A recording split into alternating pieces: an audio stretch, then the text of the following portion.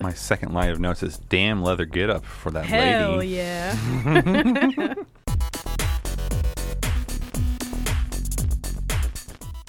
Are you guys ready to party? Yeah. Yeah? Yes. Yeah. With me today is Amber, Woo. Brandon. Hello. There I'm you getting are. the Butterfinger out of my teeth. Okay, great. And Josh. Hello. Hey, welcome to the podcast. Thank you. Been a long time listener, so excited.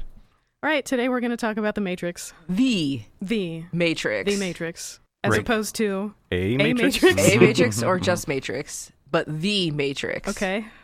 What is this distinction? Because I feel like this movie is 1999. This is the title track of this podcast. Yes. Yeah. I think But most importantly, the difference between A and the, there were other matrices. That's a good point. This is the movie about this the Matrix. Uh-huh. Yeah. Gotcha. Yeah. Yeah. It would be a very different movie if it's called A Matrix. The seventh Matrix. We don't know about those yet. Yes. All right. Did anybody see it in theaters when it came out? No. No. I would have been 10. I don't No. think I did. Yeah. I would have been 11 years old when it came out in movie theaters. I think it was a summer movie, so I was still 10. Actually, we looked it up. What was it? When did it come out? It was in March. Came out in March. Okay, The so reason it we just looked it The up. reason I looked Made it all its up, money in the summer then. because I was reading it and I was like, when did the Columbine shooting happen? Oh. It happened a month after this movie came out in theaters. Wow. I was just Because we were talking about commenting on the fashion. the fashion, the Yeah. duster, the And long the, clothes, and the and the personality. Yeah. yeah. Wow. And so we're like, Okay. Not we're- to start your podcast off on a No, downer. I mean, that's an important Yeah. aspect I of think so, too. 1999. Yeah. right. That's one I hadn't thought about yet. We had any gun-heavy movies yet? I can't even I don't think so. Um, I don't think there's been an action movie yet Not that really. we've talked about. No. Yeah, I don't think so. Yeah, the only gun I think made an appearance was American Beauty. Yeah. And it was important versus, here, let's throw these all away when they're empty. Yeah. Yeah, because they're not real anyway. Yeah. There is no There is no Desert arsenal. Eagle. Sure. So then when did you first see it? I saw it freshman year of high school, so that was like 2 years later on a date with my first girlfriend. Wow. Mm-hmm. Wow. On like Blu-ray or DVD or not Blu-ray. Not Blu-ray, Josh. DVD or VHS. Had she seen it yet? And she was like, oh, you gotta watch Yeah. this. Yeah. Gotcha. She's like, you gotta watch this. And I'm like, okay. Did your mind break after watching it? No. What if this is all fake? No. brain in a vat. I was just like, they're like, oh, they started making references. I'm like, I don't know what you're talking about as the movie's happening. Let's see. I don't think I saw it in theaters, but I did see it on VHS. Okay. Probably with my parents. It was one of those weird movies that I don't really like watching movies with my parents because it can be kind of awkward sometimes when Yes. certain scenes pop up. But I got really into the movie, so it wasn't as weird They for me. weren't there. I'm not sure because this doesn't seem like the kind of movie they would be into. I was into it. I mean, as far as your attention span. Yeah, as a 14-year-old, 15-year-old, I don't remember how old I was. That was like right up my alley. So the first time I saw it, I didn't even watch it from the beginning. It was like my dad had been working at Video World, and he always brought home movies, and he must have put this movie in and fell asleep during it. And then I had been playing Pokemon or something in another room, and I kind of walked in, and I was like, oh, I can't watch this. My virgin eyes. And I kind of saw some scenes, and then he woke up, and I asked him what it was. Oh, he's like, oh, it's Matrix. You should watch it. It was probably like his third time watching it. And so then we started over from the beginning. What was it that you saw that you were like, oh, I shouldn't be here? It's one of those, like, we talked about at the beginning, like the first episode, where it was like movies that when you're a kid, you kind of know that this is an adult movie. And I think it was just because there was so much serious looking faces. I think It was more of a tone than what was actually happening. Yeah, like the first thing I think I saw was actually the interrogation when they're like Mr. Anderson. Yeah. And then that bug thing came out, and I was like, oh, Yep. I don't like where this is going. I'm Nope. 11. I'm outta going to leave this room now. But then I wanted to know what it was, and then Dad was like, you should just watch it. And so I was 11. This young man's very handsome. Oh, Neo? I don't remember thinking that, but No. I don't remember thinking that. I was more into Trinity's hair. Really? Yeah, I was like, dang. I didn't see it in theaters, but I kind of talked about it again in the first episode where it was one of the first movies we had on DVD, one of the first 3. Yeah. And we didn't have a DVD player, so we were playing it off of the computer in another room, and then you had to like calibrate to get it onto the TV, and it was like It's probably a lot harder to do back then. especially since it was one of those TVs with like the click knob. Oh, Yeah, I don't know how he Nice. did it, but he managed it. I just remembered, I think it was really interesting that my parents would even want to see this movie. I think it was just such a cultural phenomenon when it came out that like word got to them that this is a movie that everybody's talking about. So it got to them. Did you know anything about it before they were like, "Hey, let's watch this"? I'm not entirely sure. I didn't actually keep up with movies at the time. I think I was mostly keeping up with games. Okay. So I think I heard about it, but I didn't have really means to go on my own devices and get it. Right. Like go out and rent it at Blockbuster. Like that was something that we did as a family. So how did we even learn about stuff back then? Because That's what I'm trying to think of. What was it Yeah. rated? R. it was probably definitely R, which is probably why I didn't see it in They theaters. did say shit a lot, didn't they? There was no. There was some no goddams. F-bombs. Yeah. Yeah. There was a shit. There was a very There's a iconic lot of moment. them. Shit moment. Jesus Christ, that thing's real. Yeah, I think it was probably rated R for violence. yeah. Just There was the- Yeah. there's a lot of specific blood. Like with the Mummy, I mean, there's a little bit of blood there, but there was more explicit blood. They were very careful to keep that rated PG-13. Yeah. Yeah. I think there wasn't any projectile blood in the Mummy. It was all on your person. Yeah. So, and the Matrix had a lot of like blood spatter specifically. Right. Just smear against the wall. Yeah. Yeah. A lot of guns. Lots of gunplay. Yeah. A glorification of guns. I mean, sitting here today as a liberal person, I was like, man, that gun looks kind of cool. One of the ones that one of the agents had one, I was like, damn, that's a good looking pistol. It was probably a Desert Eagle. Yeah. I don't know anything Probably. about. I don't know anything A about very guns. stupid gun to use in a fight Okay. because it's got like you can only depending on the magazine you can only hold like 7 bullets and the bullets are way too big to control that So kind it's of gun self-defense. effectively. It has a giant kick, doesn't it? It's It more looks than like it. more than you can control in it, like a gunfight that you need to be controlling a gun on. The keep Yeah. on pulling trigger thing, yeah. Yeah, it's self defense in the way of look at this gun I have and be afraid, Gotcha. rather than I'm going to actually use it and defend myself. Ah. Huh. I know nothing about guns. I They're know what a long. shotgun does. And Yeah. I know what a rifle does. Mhm. Yeah, I know what an SMG does. I mean to Video be games. yeah, to be fair, most of my information comes from video Exactly. games. So like Yeah. using a Desert Eagle in a game is equally inefficient. All right.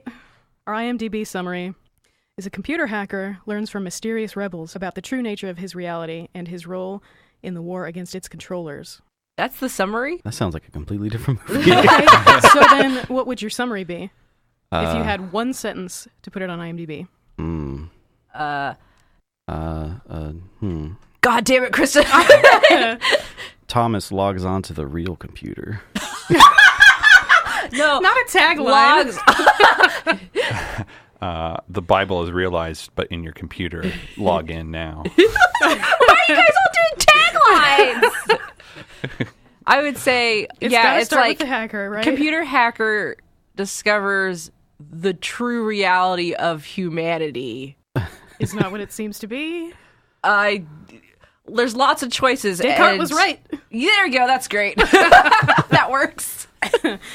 Yeah, if I was to describe it to a friend, it'd be like, so there's a guy, he's a chosen one, and he's supposed to help break free humanity from a simulated world where they're being enslaved by robots to be used as energy source. Too much detail. Yeah, Thomas gets high on mescaline and reads Simulacra and Simulation, Which is funny. And plays Mass Effect 2.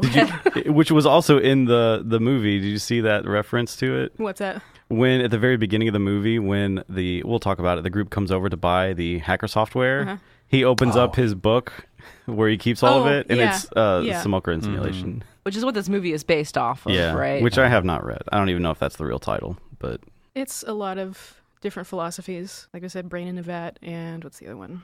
I don't read books. So I don't know. Well, You barely watch movies. Yeah, exactly. you learn a little too much about philosophy when you listen to Matt Dillahunty talk for Yeah. any amount of time. are you talking about solipsism? Oh, solipsism. Possibly. I know some people bring it up, but I'm not sure if it's fully relevant to there's this movie? there's two levels. Solipsism is Hard like and soft. the mind. Right. That's what it is. Only what you perceive in your mind is real. Yeah, Right. and if you want to take the hard stance, it's only your mind in this universe Yes. is real, and everyone else is These are part of branches your mind, philosophy. which is Mouse really gets into that in the middle. Yeah. which is a really cool scene. But Yeah. I think that's kind of bullshit because Yeah, I do too. I just can thinking learn about it. I can learn something from you, and you can learn something from me. So it's separate from our minds, unless the mind is specifically locking off parts of its brain and making you learn it over, doling it out over time through different people. Right. Yeah. But that's just bullshit. It's like, Occam's razor. Yes. Yeah. Simple That's answer. way too complicated to have this not be reality. Mm-hmm. All right. We don't necessarily have to start at the beginning, but what struck you? What was exciting? What did you notice? It was that really cool fight with Trinity, and I forgot it opened up that way. Yeah, like I remember we were sitting there watching her like, I forgot this whole much. I forgot about the spoon, my dude. Really? Oh, I love the spoon part. So the fight that Brandon's talking about is when she's up there, obviously doing God knows what. She's scouting out. Looking for Neo. Yeah. Apparently the agents agents are these sentient programs in the Matrix that keep humans in check, essentially. These rogue humans that are free. If they get a little too uppity. She's sitting there, and I guess they had cops come surround the building. And they because the cops are after her too, like the human cops. Because she's also a hacker. Yeah, in her past. And they send her these regular human cops up to get her, and the agents show up and are like, "What have you done?" He's like, "Oh, don't worry, we know what we're doing." He's like, "No, you don't understand. We gave you these orders to protect you." Yep. And if they're up there, they're dead. Yeah. And then it's just she kills all these cops. It was pretty cool. A lot of wire work. A lot of wire work. Yeah. A lot of they're really literally within the first. Yeah, it was like so quick. The full rotation camera thing was shown off. I was like, Yeah. oh damn, I forgot. So fast. Yeah. But what I really loved about this whole opening thing was like it just throws you into it. Yeah. Like there's no explanation, no exposition about, oh well, she's a hacker lady and she's not blah blah blah blah blah, and we've been whatever that they usually do to explain stuff. Yeah, and I like that so much of it was plausible up to a certain point where this just looks like an action movie. She's doing crazy flips, and they didn't have that nice camera tilt, but that's still something that someone could plausibly do in an action movie until that building jump scene. So the agent was like, yeah, and then it's like, whoa, there's something else going on. Right. And then they presented the exit strategy through the phones, which like completely shattered everything you knew. Well, depending on how much it was seen in the trailers, like you had no idea why she was running towards this phone. Right. Yeah. Like trying to beat this truck to a phone booth. Like, girl, you're going to get hit. Like, yeah. yeah, and that was like when she got on the phone booth. I was like, oh yeah, this is where a whole bunch of memes came from. Is this movie? Okay.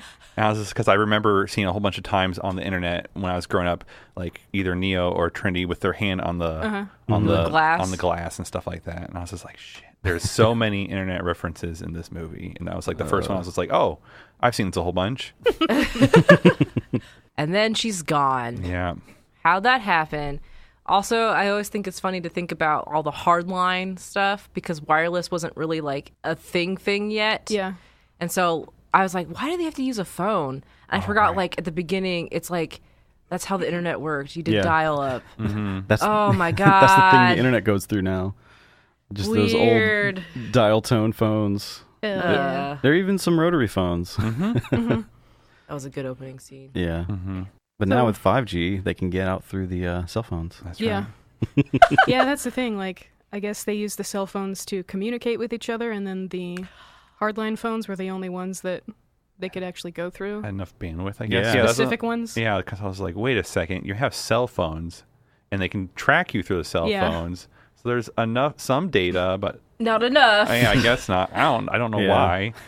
I mean, 1999. Doesn't matter. Yeah. Anyway, what I was thinking about when you talked about cell phones, so like after all that happens, you know, we talked about earlier the Neo, like the hacker thing. He follows the White Rabbit, the girl with a tattoo, to the club. He meets Trinity. She gives him like this cryptic, you know what you're looking for thing. But my thing that I was talking about with the cell phone is like the first time I saw him, like he goes to his office job. He gets a package. The cell phone, he goes out, and then it starts to ring. I remember when I saw that cell phone go chunk down, I was like, that's the coolest phone I've ever seen in my entire life. I want a phone that goes chunk when it opens up so I can talk in the speaker. Jeez. Yeah, we had to unchunk our own phones or the cell phones back then. Yeah, I had to physically flip it out. Mm-hmm. Nope, this Pull one out was the like antenna. And they looked cool too. Yeah. I remember looking at those cell phones going, those cell phones look cool. Yeah, they weren't the big bricks. Yeah. Svelte. Or like even like the little like Nokia phone that I had that was a track phone. Everybody had that candy bar phone. Yes, exactly. One of the things I thought was really interesting during this whole opening sequence and even into his work and stuff like that is all the film has a green tint to it. Yeah. Yeah. I was just like, oh, damn, details. Did you notice also when they go into the real world, it doesn't have the Yeah, green no, tint? that's the whole point. I was like, oh, It's shit, real they washed out. distinct. This is like, this is the Matrix. This is not the Matrix with that coloring. Yeah. It's a pretty great touch. Yeah. I think it might have been the first movie that I recognized the filter on. Like, I know they got really popular after a certain point. Yeah. But like, it was only this and whatever that Mel Gibson movie was, Payback, that had a filter. Those are the only two movies of that. Yeah. Yeah, I'll talk about that movie. That's a fun movie. Okay. But yeah, I don't remember a lot of filters being used before The Matrix off the top of my head. No. And then, of course, it became a thing where it's like blue for like tech movies, like sci-fi stuff and that kind of stuff. But Oh, right. Did we already go past the White Rabbit part? Yeah. yeah, what about her? We can go back. One of the things that I thought was like, whoa, this is very 90s, early aughts, is in the club they were playing Dracula. I was like, oh my God. Yeah, and I was fresh off of playing so many Dreamcast games. There's like 4 or 5 games that had Dracula in it. And I was like, not this shit again. Yeah, for me, I was like, holy shit, I haven't heard this song for a while. Oh, boy. And also Neo, or that actor, I forget his name. Keanu Reeves. He looked so young. He's, Yeah, he that's does. the first thing that struck me was, God, they all look so young. Yeah. Yeah. Cowboy Curtis, looking young. Older. I guess Cowboy Curtis is Lawrence Fishburne. Okay. The first time I knew Lawrence Fishburne was from Pee-wee's Playhouse. He was Cowboy Curtis. So it was really funny to see him. This was the first thing I knew him from. See him in this movie. It's like, Cowboy Curtis. Yeah, I'm not sure if I saw anything he was in between those two. Oh, yeah. Not between, yeah. But just like, I went from Cowboy Curtis to Sweet Cool Morpheus. Sweet Cool Morpheus. So that's who Morpheus is. Wow, I didn't know that. Oh my God. Oh, now I'm all messed up too. I used to watch a lot of Yeah, me Pee-wee's too. Playhouse. I didn't know. Wow. And just another point of note, I really love the way hacking is depicted in this movie. Like, it was just Trinity in that lone, dusty room, like, just with her computer. And, like, that movie, this is a really dusty movie. For something that is a hacker movie. It's great. It's, like, this weird... It's very grimy, yeah. Yeah. It's not like the movie Hackers where everybody's, like, really aggressively doing, like, phone freaking stuff. This is just, like, I have a terminal that only has, like, text on it. Like, when Neo was woken up by Trinity, it was just wake up on the screen. Yeah. One of the Which most did work. 90s things for me was when he meets her at the club and he's like, that was you on my computer. How'd you do that? And I was like, the people at HP can do that and update my BIOS. The Trinity. So that's how far things have gone. Like, Yeah. We're at the club. Well, no, I want to get away from the club. Going back to that when okay. he got that sweet phone call. Oh. This is insane. Because why is it happening of, to me? Of the 4 I'm nobody. Yeah, of the 4 bullet points that I have, I love when he gets to work late and he's in that office with his boss. You and think then you're the special. window washing is happening. I just put down the window washing because to me that's just such a good, like, you're having this important Kind of like conversation. dissociating. Yeah, you have this really important conversation with your boss about your job, and there's this little piece, something in the back of your mind, this other sound that's happening while you're talking. You're trying to focus on your boss, but you have this other thing happening, which I think is really good of like what is actually going on with Neo. Like, he's trying to live this life, but there is something that keeps pulling at him to look away, to get away. And that's the whole question. Like, what is the Matrix? And that's cool because I was wondering what the hell that was all about. Like, functionally, I knew, okay, they needed to show that people were window washing so that there would be a The scaffolding scaffolding? outside. Yeah. But I was wondering, like, what else did that do? And yeah, I really like that. Someone else is trying to show him the clear truth. Yes. Thank you. Josh's face. Gotta wash away this corporate grime. Yeah, so I I really like that touch. It also reminds me of like stuff like in Being John Malkovich, like the actual small level, like the 13.5 floor or whatever floor it was, where it's like this. It's just like the suffocation of reality, quote Like unquote. this is all absurd. Yeah. Yeah. And then you have this window washing happening, and as he's being talked to, and I was like, oh my god, this is mwah, so good right now. So that was my only bullet point. And then he gets his cell phone after he gets out of that. He gets almost fired. Yes. Threatened. And it's Morpheus. This was cool. And then there's the tutorial level where you have yes, somebody telling you where to go and how the to buttons dot. work. Yeah. And I really like what this movie is trying to like the theme is choice. Like you have the choice to do. You're always presented with these choices. The whole theme fights with that, like choices, and you have the ability to choose, but is it really a choice, or are you actually predestined, and that kind of stuff. And I love that theme, and it goes throughout all three of the movies, but specifically this one's really heavy-handed. I know 2 and 3 is kind of. I don't think there was a 2 and 3. Good point. It would be really cool if they made those, maybe.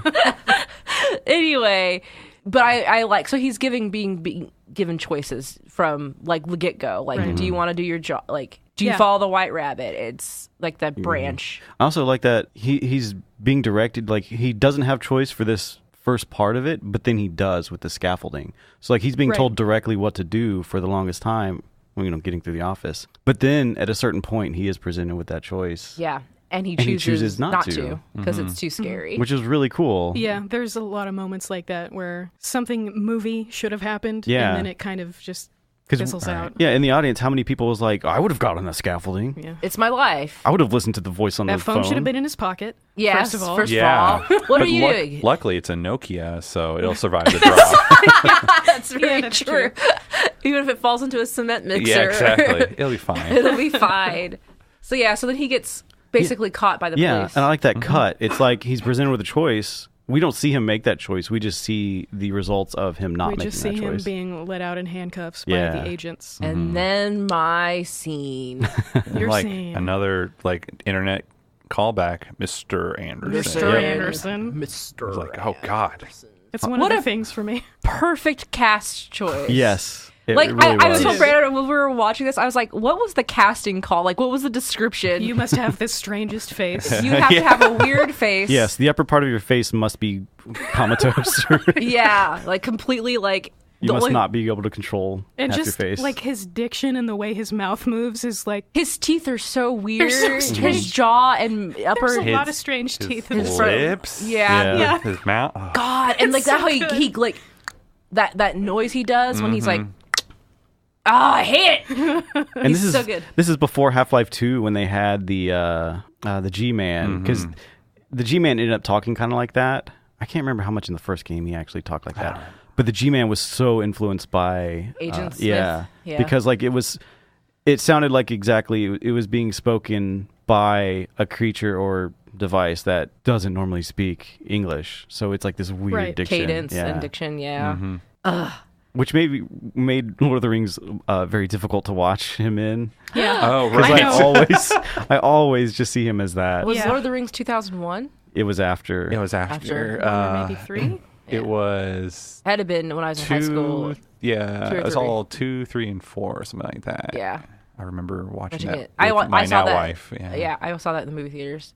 Elrond is shaking down. Well, not shaking down. And He's giving him another choice. How about I give you the finger and you give me my phone call? Thanks, Neo. Yeah, that's Great. how this works. Did we find out his name was? When did we find out his name was Thomas. Thomas? Right It was there. Yeah, it was then. Thomas Anderson. So anytime people called him Neo, his name is Thomas. Tommy. Tommy. Tommy boy. Instead, he takes his mouth. Yeah, that was another scene that was like really horrifying Yeah. as a child, where it's like, well, how are you going to get your phone call if you can't speak? Yeah, which He said Hit me with that fish. speak. And so then his mouth starts to like cover up, Yeah. like skin growing on top of it. I think that's the second instance of implausibility in the movie. You're like, what? Yeah, there's like a good chunk of time between those. And you're like, okay, yeah, there's definitely something up. Yeah. And then they do we were watching it with my brother, and we're like, why did they have to make it so big, the bug? I know. Like, did it have to be like It was upsetting. a giant jumbo Gulf shrimp That's what I was size? thinking, too. With horrible It's like, cloth.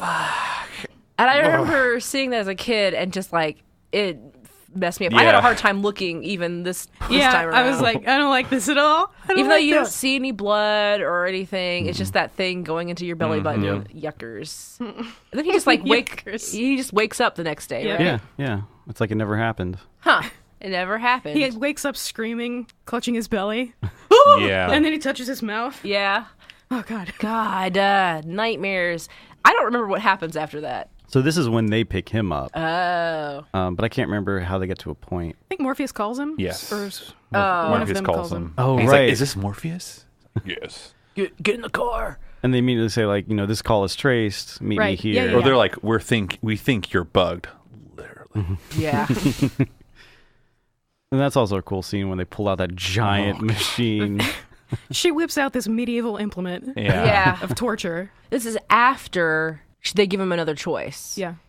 So it's like you can get out of the car and go if you want to. Down Yes. this road where you know where this road leads. Yeah. Right. And then he's like, no. And then they do the bug extraction. Then he's like, shit, that was real. And it's like, yeah, you fucking idiot. No, I get it. I get it. He has zero questions while she's like digging around. Yeah. Yeah.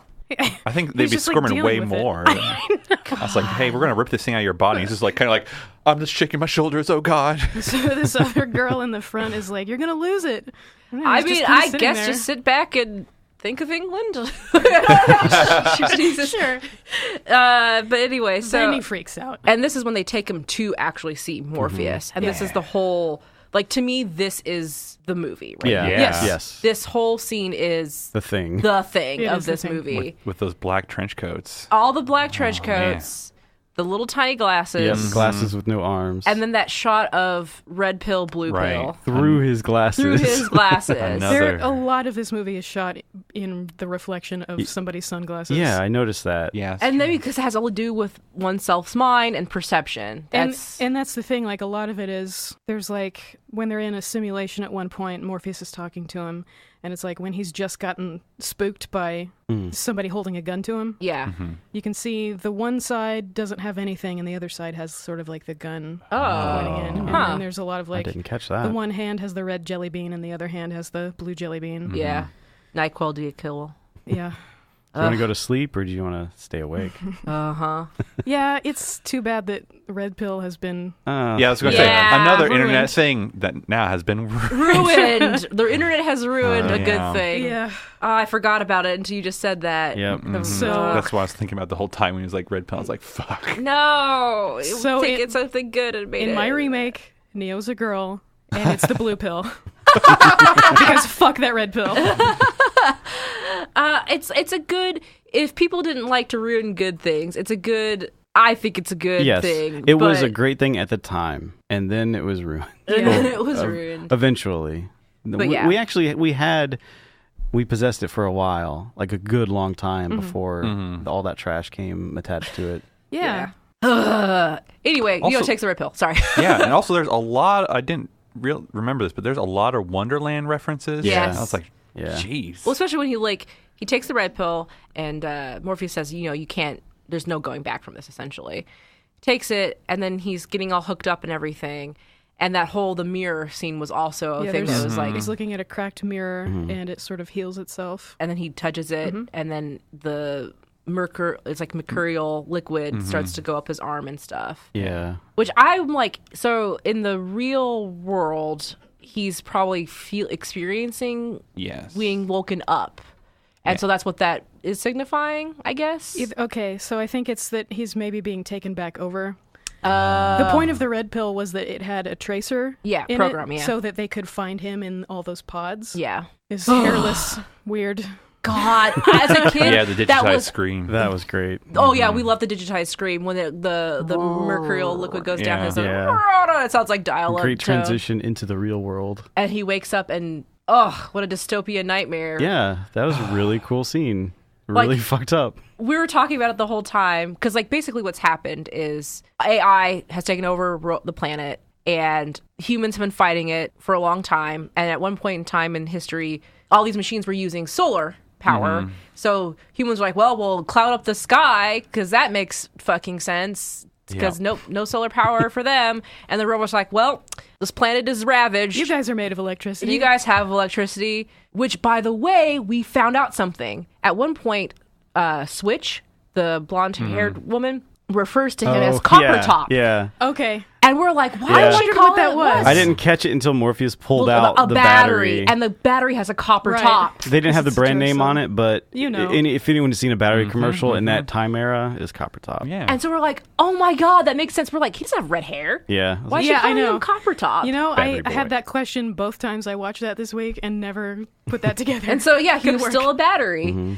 So now the robots are using humans as a battery. So when Neo wakes up, that is messed up because he's got like, he's completely jacked in. Like, he's got all sorts of... Also, even down the throat. The first thing he does is pull the feeding tube life support thing out of his throat. And he's got all these wires on every, like, vital part of his body, like, down all of his spine. There's ports everywhere. Ports everywhere. And, like, did you guys notice that, like, there's, like, a red spot on his chest? Do you think I wondered what that was. Like an orange splotch? Yeah, I don't know if it was his heart or, like... I didn't catch that. It was weird. Was it another jack-in point, though? No. I don't know. It was weird. It was like the skin hadn't 100% grown over the heart area or something. Ew. Or his skin was so translucent you could see a part of it. Yeah, he's pale as fuck. And he's covered in goo. Just goo. Yeah. And, like, he's trying to look out and see stuff, and then a robot... I like your sound effects. Grabs him, goes, oh, you're awake. I guess we're going to flush you. Yeah, I was like, how does he get out of this again? Oh, flush you down the toilet. And I'm like, do they do that with like, they must. Yeah, they must. And so they the robot does something, and it unjacks him, and... The grossest crane grain. Yeah, it's like Master Crane Water game slide. operator. Yeah. It makes me wonder how many dead bodies are down in that slimy goop down there. Well, they imply that's they a get good point. turned into food, though. They do. They said that. Yeah, they so get liquefied anyway. Yeah. God. Just feed your baby the next poop. Now, even at this beginning, I'm like, where do the babies come from? They grow them. They grow up. But you still need the two cells. The two, like, well, you just you can extract them from other humans and do it in the I have a question at Petri this dish. point. Does he have a dick? I think. What would be the point? Well, Exactly. I think we know in they Matrix do, 2 they do. I think they do even before Matrix 2 because when later on in the movie when they're like Morpheus was a great person, blah blah blah, and he's like also a great father, and that was Tank saying that, and he's a full blown human. So I'm like, did Morpheus bang someone to make Tank? No, but we know that Tank and Dozer are real humans. That's what I'm saying. Yes. Did Morpheus father whoever? Was he their actual Yeah. father? Okay. 38 years old, so probably not. But playing with age or whatever. Sure. But no. That's the thing. I It was think- also like, so Hugo Weaving and him, they were like late 30s. Keanu Reeves is mid 30s, and I'm like, I hate this man. Why He does looks like a baby. He looks 14. Yeah. So Are you talking about Mouse? no, we're talking Keanu. about Keanu Keanu, Reeves. Keanu. Neo. He looks so young. Yeah. He's an immortal. We all know this. But as he's being ejected out of the water slide, it kind of like, I didn't slow it down, but it looks Freeze like, frame. It looks like there's no. Well, maybe. Well, I don't It know. looks like a Ken doll. Oh. This is an American movie, so they wouldn't show it anyway. Yeah. I'm going to say... Because that would be a good way to, like, even if the humans did break free, it would still be that a would way be, for. Yeah, that is a very smart, AI. good idea. Where it's like, if you're going to go through all this trouble, why don't you just Sterilize them. Sterilize them or extract? Because you're growing them anyway. Because you're growing them anyway. Humans, But robots. that means they needed to genetically modify them. Yeah, that's fine. Whatever. That's fine. They're already growing them. I know. Out of dishes, like pods. So whatever. Just take away their ability to reproduce. That's what I would do if I was a machine. I don't. Jeez. You're a threat. Anyway. But we do get. So he gets picked up and he goes on a ship. Yes. We know they have more. We know they have balls because at some point someone says you have more balls and brains, Oh, that's right. which is true of everybody that has balls and brains. It's true. Well, on average, more people. There are people with yes. It's like I got the average person has more. Everyone has more than the average number of hands. It's like that kind of thing. Yes. What are you talking about? You Statistics have, right you now? You have more hands than the average person. Yes. I have 2. Yeah.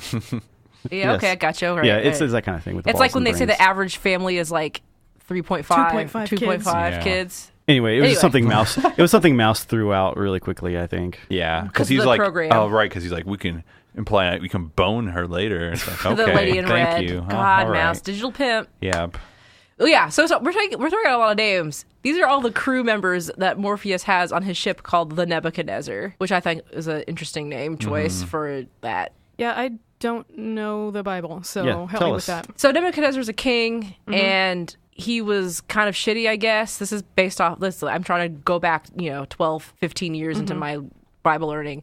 And eventually he, God struck him to be an idiot and, he was a king that went mad, essentially. And he lived like an animal for years and, grew his nails out and, his hair was long and he was eating grass. And I can't remember what he did to get this.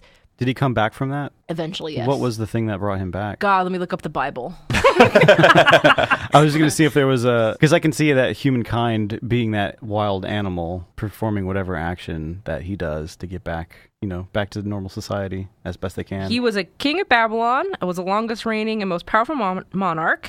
What is he known for? Rebuilding much of Babylon and restoring it to its former glory. Okay, rebuilding. That's what they're doing. Because they have Zion is their city. Right. Bible. Which is Jewish thing? Yes. Sorry, guys. No, you're fine. I bring up Nebuchadnezzar. Live fact checking. I just think it's a really, because they don't put this in just for nothing. There's usually specific reasons they do. Yeah. Absolutely. Like with the book at the beginning of the movie. That was someone specifically choosing that. Nebuchadnezzar had a lot of dreams. A lot of the stuff was about dreams. Oh, interesting. Oh, yes, I remember, because this is the Daniel thing. So Nebuchadnezzar, I think he threw Daniel and his 3 friends into the fiery furnace. That was one thing, because basically there was a thing where Nebuchadnezzar had a dream, and none of his magicians could decipher this dream. And I think Daniel was able to tell Nebuchadnezzar what his dream was, and Daniel's dream, his interpretation was not good. It was not a good thing. So of course, kingly, I'm going to throw you into a fiery furnace. I'm going to kill you because your dream, you didn't interpret the dream the way I wanted it. And so was part of that. Oh God, why was that behind a paywall? And then of course, Daniel, Shadrach, Meshach, and Abednego are saved. There, you can see that there's an angel in the furnace protecting them. I can't remember why he went mad, though. I think it was part of the dream interpretation. I remember there was something to do with wheat. There's always something to do with wheat. But anyway, Tasty wheat. Yeah. it's Nebuchadnezzar had dreams, the rebuilding, and bad interpretations, and going mad, and that kind of stuff. I like that because no one realizes that their interpretation of reality is so skewed. Yeah. And except for these group of humans. Yeah, Right. You're crazy to want to be here. Yeah. Yes, that guy. What's his name? Cypher. What a fucking dick. Fucking hate Cypher. Yeah. It's The worst. if anyone was going to be a mole, it's so obvious who it would be. The one with Check the out my goatee. Yeah, exactly. Oh, man. But at least I was impressed that the movie didn't spend too much time pretending that he wasn't suspicious in any way. Right. Well, Yeah. I love when Neo walks in on him, obviously doing stuff, and Neo can't read it. He doesn't know what this anything is. And he talks to Neo a little bit, and then he just turns all the other monitors off, so you can just see the Matrix. Only the Matrix green ones. words. Yeah. Yeah. Man, how many people had that screensaver after this movie? A lot. I did at a certain point. Of the green text coming down. I stopped by some IT people at work a couple weeks ago, and the screensaver was still the Matrix Wow. stuff. Really? Yeah. It's a good screensaver. is. I like it a lot. Our household A little was a fan overplayed, of the but- starry sky or Oh, whatever. Oh. I don't know what we did. The maze. You're Yeah. you're Oh, going to catch a right. maze. Yeah. Wow. It's very Doom-esque. I liked a lot of these characters. Yeah, I really like a lot of these characters. Like, They're characterized really Tank well. is cool. He's such a chipper dude. I know, I love him. Despite everything else going I know. on, and his brother. It's nice to see this brother relationship in this world. Something familial and Yeah. comfortable. Mm-hmm. APOC and Switch, I guess, were There's no, like, they don't really show a lot of... They're people with guns. Yeah, they don't really show a lot of their characterization. No. And then you have Mouse, who... Likes to chat. Yeah, Likes chatty. to talk about philosophy and ladies. He's Which definitely... is funny because the first time you see him, he doesn't say a word. Yeah. And he looks like shy and small. And I hate what he did to his ears. That was disgusting. What did he do to his ears? His ears were raw because What? he picks at them. I didn't even notice that. Yeah, I didn't even look. Yeah, I was just like, this is fucking disgusting. I never even noticed his Yeah, ears. they were raw, like from the little above the lobe and down. Oh, weird. Yeah. I did not notice that. Did not notice that. I know. I Disgusting. noticed the tick. I noticed his nervous tick, but I didn't know that he actually hurt himself. Yeah, he's hurting himself from that tick. Ooh. Or he could have the skin picking disorder that I have as well, which is like mentally you just have to pick at something. Maybe, I don't know. Also, his fingernails were disgusting too. All right, let's move He was all on. kinds of gross. Yeah, Yeah. he's kind of skeevy as well. You want to meet the lady in Exactly. red? I can hook you up. Okay, so Neo's covered in goop. Yeah, and then there's a healing montage, right? Yeah. Montage, makeover. Well, not really a makeover. More like rebuilding your muscle structure. HRT scene. HRT scene. Hormone replacement therapy. Oh. Part of the trans metaphor. Oh. Which... Yeah, There's were they thinking about transitioning at that time? I think the Wachowskis. I think Lana was really struggling with it at this point. I don't think Lily came out until 2016. But yeah, Lana, I know, really struggled with it for a long time. Like, You know, I had no idea. Yeah. Absolutely no idea. We saw the Wachowski brothers at the end, I know, and I was and like, you're like, "Yeah, Wachowski brothers." Or I forget what you said. They're like, "They're not brothers. And I was Yeah. like, why? What happened? They're not have- brothers anymore." like, how do I you think that because I feels thought- to get dead named by your own work? Yeah. Holy shit. They created All that your brand own old interviews. because that was a brand for them. Yeah. Like it was like the Coen brothers. I took it as, did they get brother divorced? Like, that's what I thought in my head. I was like, or like, did one of them die? And then my brother's like, no, they both transitioned. And I was like, oh, so sisters now. And I was like, okay, whew. Yeah, they're fine. They're fine. They didn't get They're very happy. sibling divorced. Yeah, but part of why people read it, other than the directors being trans and the word trans being one of the first and last words in the entire movie, was that Lana wrote most of it, and she at one point was going to attempt suicide by jumping in front of a subway train. Wow. Talk about working out your And pulled back at the things. last minute, and Neo totally does that. Yep. Right after he asserts, "My name is Neo. Don't dead name me." Yeah, Mr. Anderson. Yep. My name is Neo. Wow. So- that Even in seems this really- kind of movie, you can get some hardcore symbolism. Yeah, I mean, It's really interesting. It comes from everywhere. There's like the biblical stuff, there's the philosophy, and then there's this like, I'm going through some real shit here Yeah. symbology. Huh. Dang. Off the back of Mouse being a skeevy. Were they pulling the plugs out of him, or were they just cleaning them? I think they're just cleaning them. I thought they I were think pulling they them pulled out. most That's of pretty them out. gross. Oh, ooh. That was another skeevy moment for me. Of Yeah. like, probably even more than the bug of just like thinking about these ports in your Yeah. skin. And Yeah. he's still got at least one when he wakes up. The Yeah. IV One in his, the back of his head, Yeah. and then one on his arm. Ugh. I remember him saying, why do my eyes hurt? And Morpheus going, this is the first time you've ever used Yeah, them. I've never used him before. Yeah. Whew. That's deep, man. No, it just means he's been in a pod for his 30 years of life.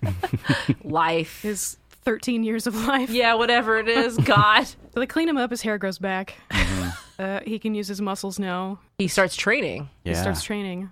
I can do jiu-jitsu. I'm going to learn jiu-jitsu. Before that, though, Morpheus tells him the history of all this stuff. Oh, yeah. And the line that really got me was Morpheus like, you think it's 1999, but it's more like 21.99. It's like, oh Wait. shit.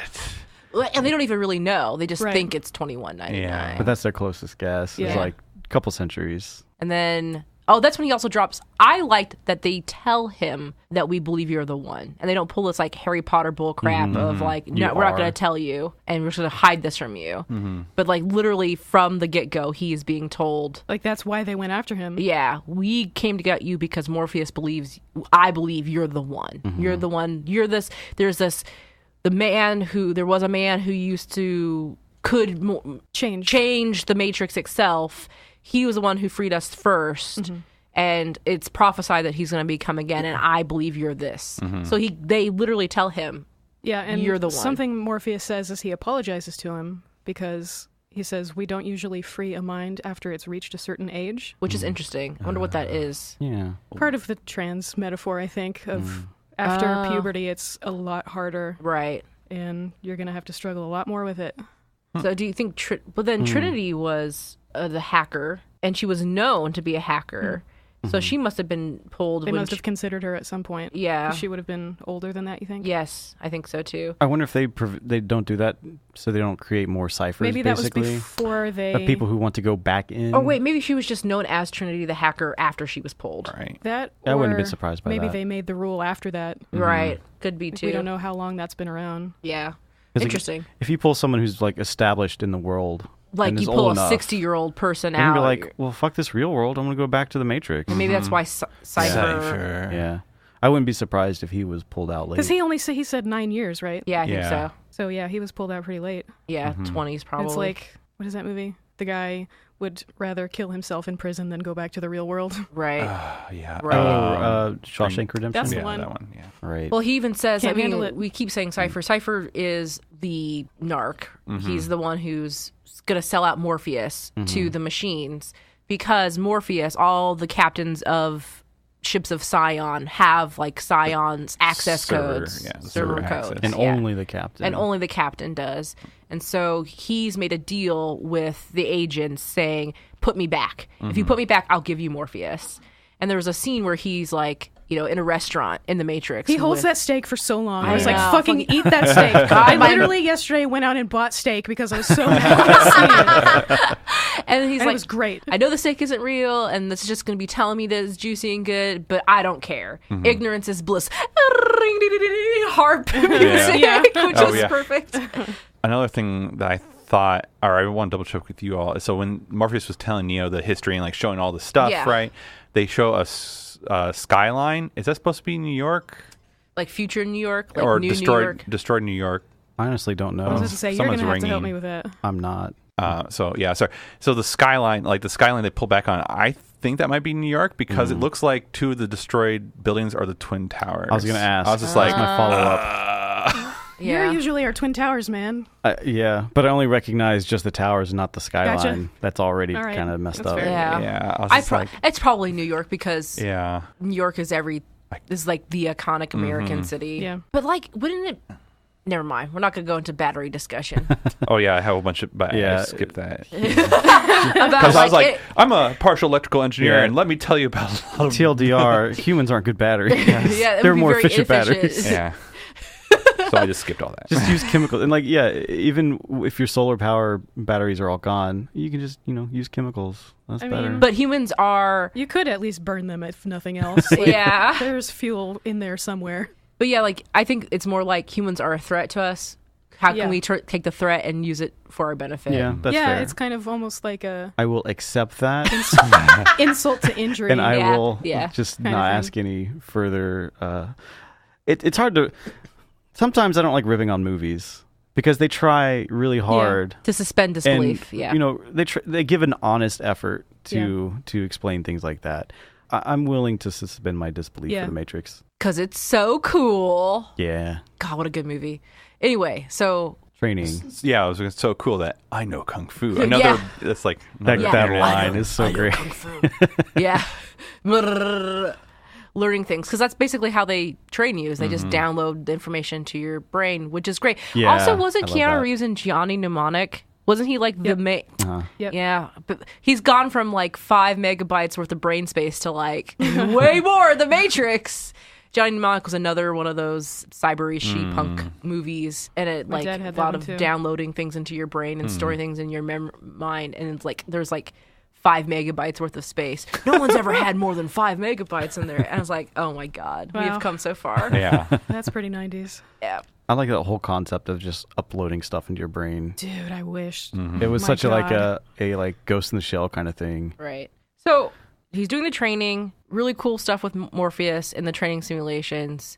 Interesting part where it's like you're trying to free his mind. It's like you're in these things. Are you like? I remember he's gasping for air. He's like, "Is that really air you're breathing?" Right. Yeah. And he actually gets to the point where he almost punches Morpheus, which is like, wow. And then they like load the jump program, and they're all like, what if he does it? What if he makes it? Yeah. Because everybody's watching out on the ship. Yeah, they got real excited when they were fighting each other. And went to watch, I guess, on the monitor, there's some kind of Yeah, there is some decode, I guess, of what's going on. Yeah, they actually, I thought they were just reading the code, but there was actually a monitor that showed them. Because it was a local simulation, so they could not have it encrypted, pretty much. Yeah. And then they were like, no one ever makes the first jump. No one ever makes the first jump. But what if? What if? Yeah, I like that they got their hopes up because me too. Even though they didn't know whether or not he was the one, they all trusted Morpheus and his belief that he might be. So everybody was like kind of rooting for him at that point. Because that meant like, Morpheus found the right guy. Like he's obviously going to be fantastic. Yeah.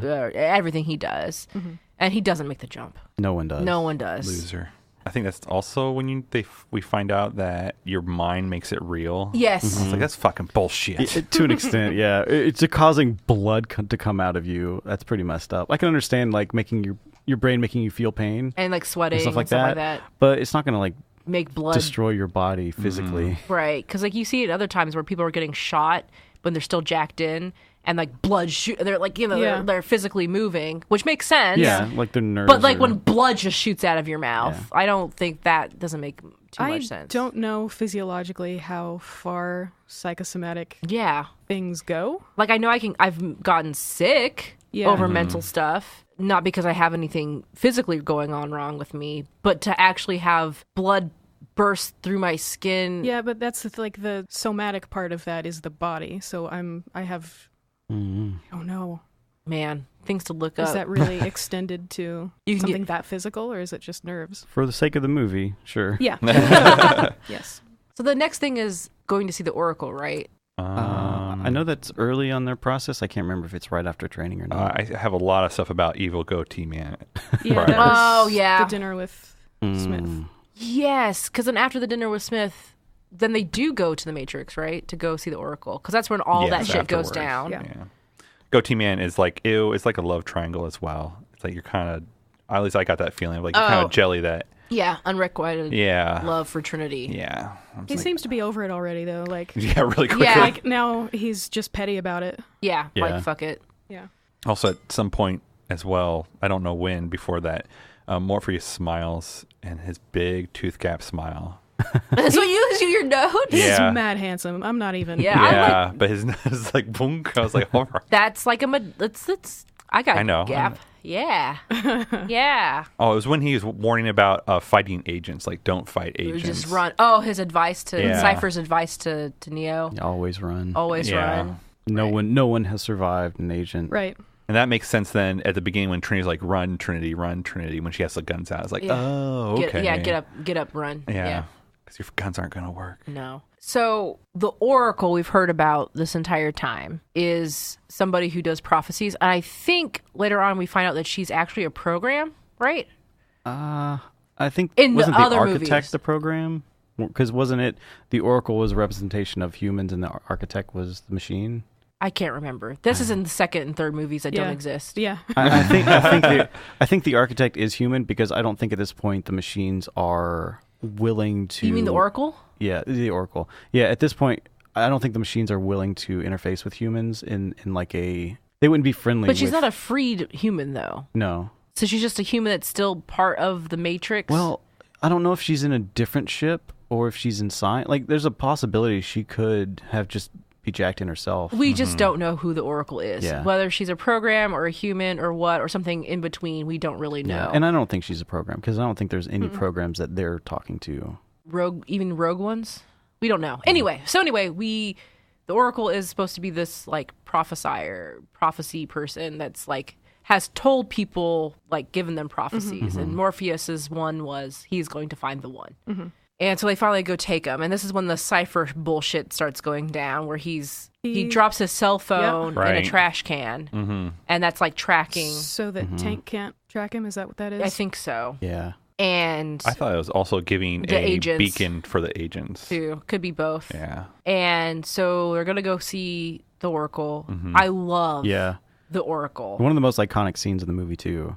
with the spoon. The spoon, yeah, Spoon, another. Yeah. And then just the philosophy that's brought up, and finding out that he's not the one. What cracked me up was, first off, they're like, I can only show you. Morpheus says, I can only show you the door. He goes to open the door, and it opens for him. Yeah. So I was like, oh, so is this like the semblance of choice? Because she was just going to open it for him anyway. Yeah, that's a really good catch. He walks in, and it's like the other potential. You can sit here with the other potentials, which I don't know what that kids. means. They're all kids. Yeah, okay. And then you see like two girls passing blocks in the air. They're making them float, and there's a little we don't even know gender, it doesn't matter, a little child who looks like a monk. Yeah, who's dressed in monk robes, bending spoons With their brain. And there's that whole dialogue between the two. Was it Sorry, I'm just looking at like another internet meme? No. A detail. Sorry, I'm rolling go back. for it. So a detail when they're going to the Oracle, they enter into the building, and there's the elevator on the right, and there's a blind man on the left. Morpheus nods to the blind man, and the blind man nods back to him. Oh, wow. Didn't even notice it. Yeah, I was just like, what? You don't need eyes to see in the Matrix. I just assumed that he was like pretending to like kind of protect the Maybe. hideout, but Who I knows? like that a lot better. That's cool. What's the line with the little child? There is no spoon. Yeah. And then, I didn't write down the... It's like, don't try to bend the spoon. That's impossible. Yeah. What you have to understand is there is no spoon and that you're only bending yourself. Yeah, that sounds right. Yeah. Yeah, going back to the Oracle as well, like she starts giving Neo a physical as well. Holding his face, looking at his eyes and ears and stuff. I love hands. it. So this was part I really liked because she drops to him kind of that he is the one. And the way she does it is, you're not the one, you're not the one. Sorry about it, honey. And she's like, maybe it's just you're waiting for another life. And so right then and there, she's basically dropping that he's going to die and come back and become. And I love this. I think this is the first time I've experienced that in this movie, like some sort of prophecy where somebody dies and is reborn and comes back as something. Right. But then I thought about like Harry Potter is the same way. Harry Potter dies and then he dies. The Voldemort part of him is killed. And then also with Jon Snow. Yeah. Oh, yeah. And Jesus Christ. Yes. Right. And also that one, Jesus Christ. Yeah. Yes, you're right. Yeah, after that one scene, I'm like, this is a freaking Bible. They're just like, here's the Bible. I mean, at the very beginning, the guy that he sells the whatever program to, Yeah. he's like, you're like my own personal Jesus Christ. Oh, Yeah. I forgot about that too. Hey, all right, we're laying it on real thick, real early. Real thick. Well, I saw a clip in one of the other movies when they're propping him up where he's in the T-pose. So just to kind of nail it in there even more. Yay!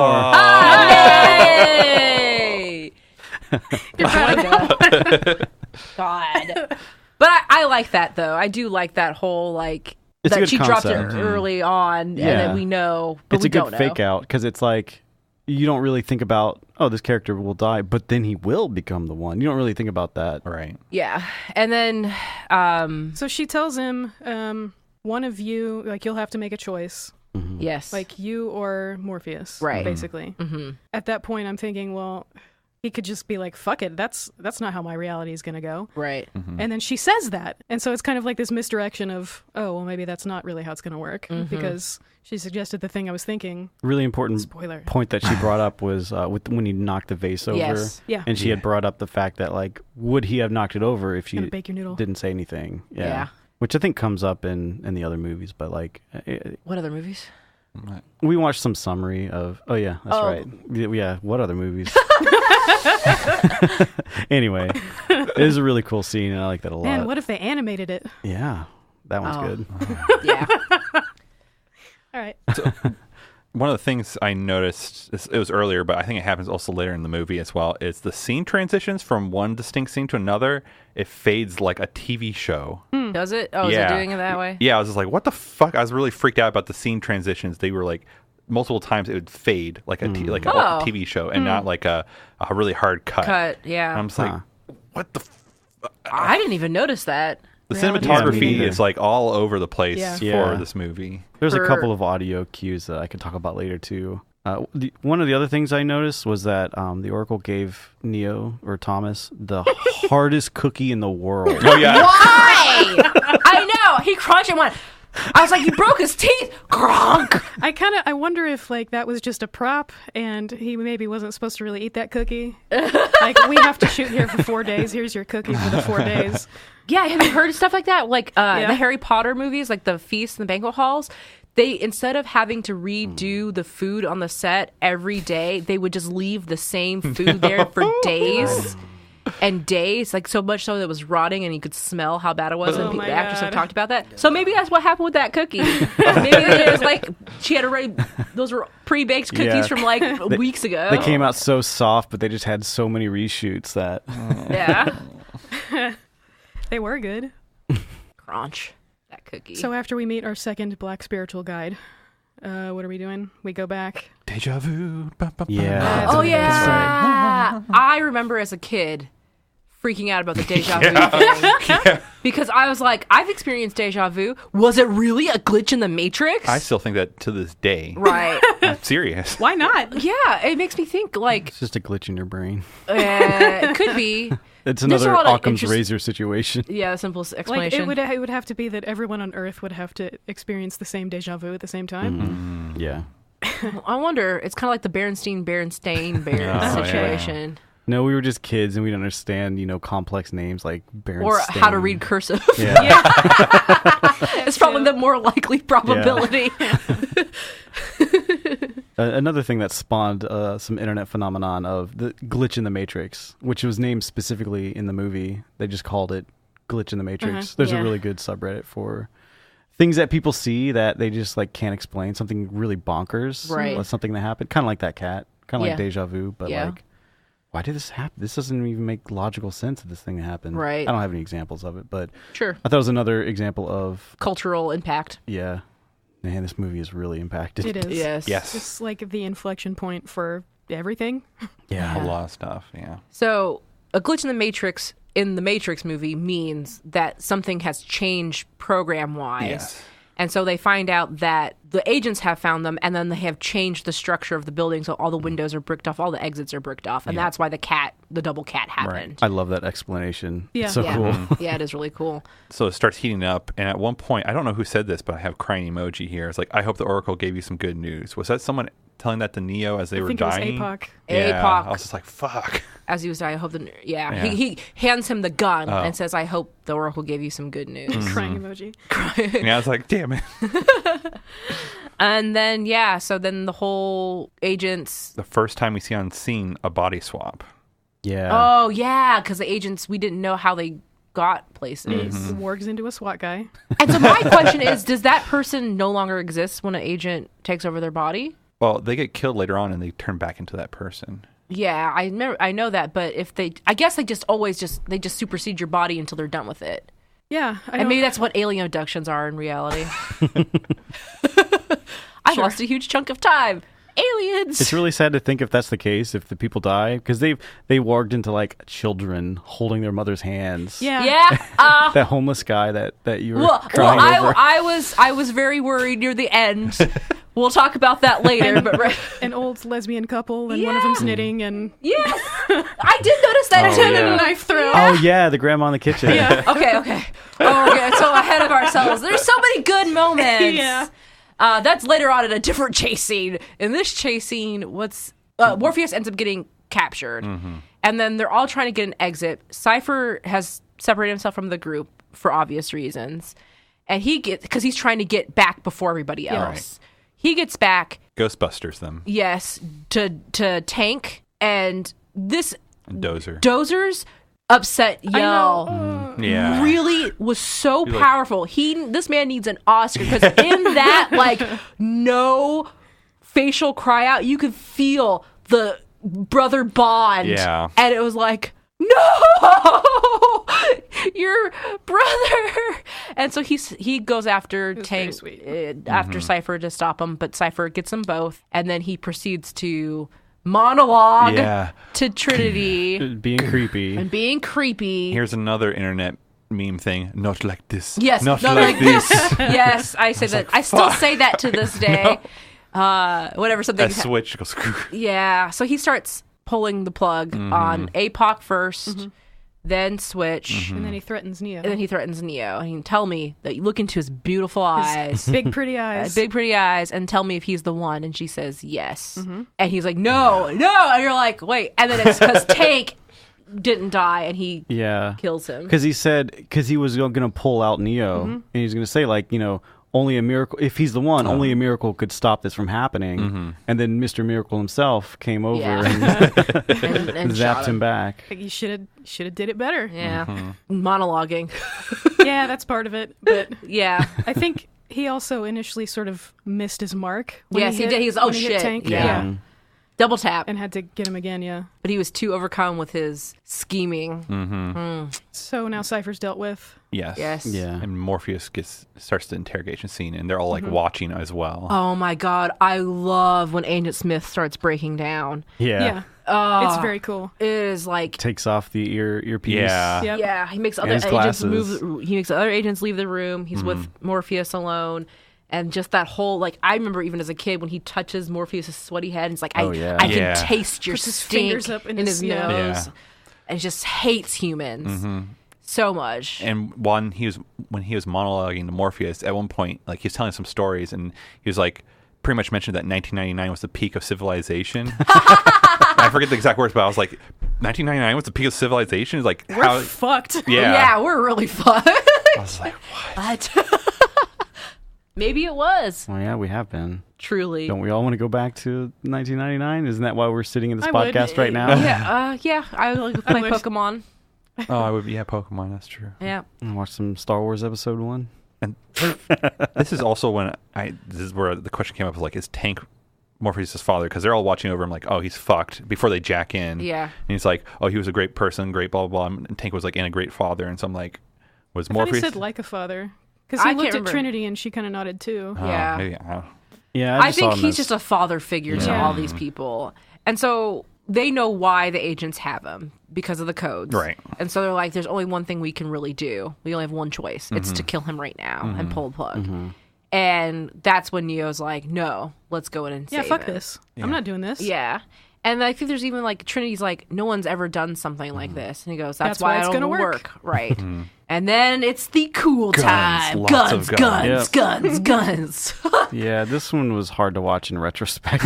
Yeah, it was. Thinking about, Columbine and just yes. how much the violence was glorified. Yeah. I'm someone who played a lot of violent video games, so like I understand that this doesn't cause people to do things like that, but it's really hard to watch the glorification Yeah. in retrospect. Because It was a cool scene. I'm not gonna lie. Because they go into a building that's across the street from the building that Morpheus is being held in. Yes, they do, because they get on the helicopter to go across to get him. Yeah. Right. So they go into some place and they just kill all these guards, just straight up. And what was it? What was the music that came on? Another iconic scene. Yeah. My brother was super excited about I this. forget what. Crystal Method? Yeah, I think Yes. so. Yeah. Yes. Yeah. Another 90s. Oh, hell yeah.